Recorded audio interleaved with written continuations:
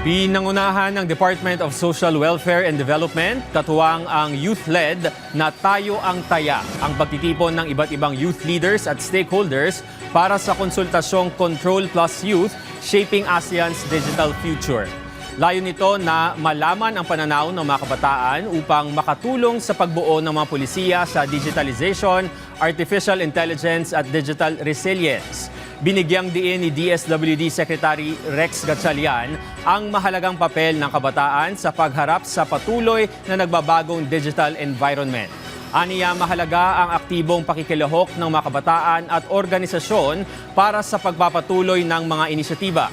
Binigyang diin naman ni DSWD Yusek Adonis Sulit ang kahalagahan ng partisipasyon ng kabataan sa mga proseso ng ASEAN, lalo na sa socio-cultural pillar. Aniya, ang mga ideyang ito ay malaking ambag sa mga talakayang pangpolisiya bilang paghahanda ng Pilipinas sa pagiging chair ng ASEAN ngayong taon.